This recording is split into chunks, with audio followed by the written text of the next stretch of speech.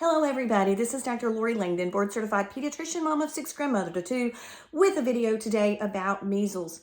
Now you guys may have heard in the news that there have been several larger outbreaks of measles, even here in the United States. And many people are asking, how could that happen here where we have modern medicine, access to safe and clean, sterile vaccines?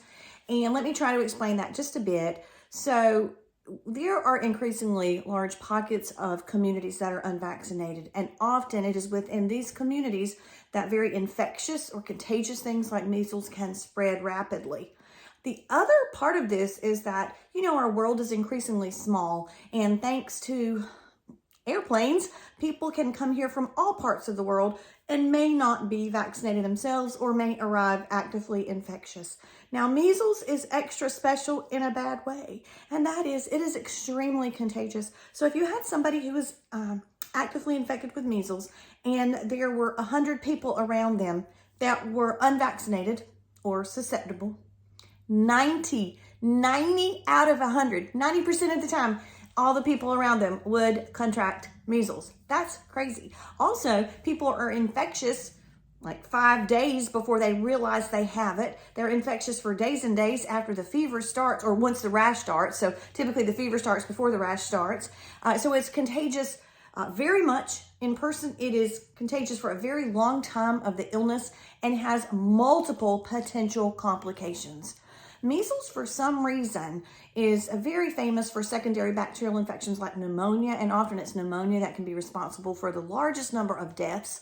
But it's also pretty famous for causing potentially neurological consequences, including the most severe one, 5 to 7 years after the initial infection, something called subacute sclerosing panencephalitis, which is horrifyingly, uniformly fatal. So this is a big deal. It can also cause a lot of encephalitis at the initial time of the infection. The other thing that's weird about measles is it impairs your immune response to everything else. Part of why it makes you so susceptible to secondary or additional infections. So a lot of the mortality and morbidity from measles comes from secondary infections up to 3 years after the initial infection because of its impact on the strength of the immune system. So it truly is a rather terrifying infection. And some anti-vaxxers would come at me and say, you're just trying to scare me into getting that vaccine that could nearly 100% protect my child against that possibly fatal illness.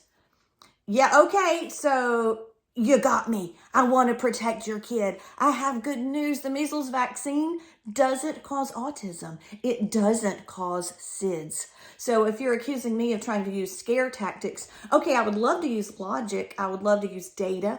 I would love to use population and public health numbers. But if it takes a little bit of a scare tactic, okay, to protect your precious, beautiful, gorgeous child that I care about, you can accuse me of that. You could accuse me of much worse things.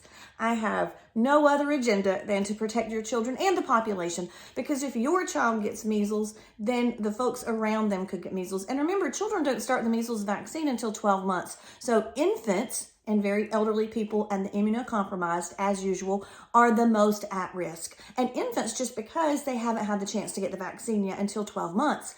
Now, there are a few people, it's estimated between 5 and 20%, who don't respond fully to the first vaccine at the 12-month well-check visit. Typically is when we give it. And so that's why part of our standard routine vaccine schedule is to give a booster at the kindergarten shots. And with that, there's a very, very high level of protection, thank goodness.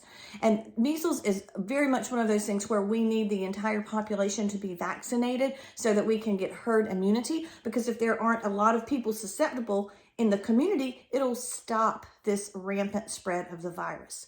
So I just want to encourage you guys, you may have had a lot of fears or worries or been the victim of disinformation on the internet about the measles vaccine. So I want to let you know that the measles virus, the actual infection, is real. It can happen.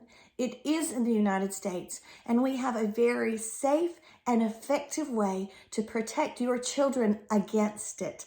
So please listen to logic and to compassion for your children and make a good choice for your children's physical health. Thanks.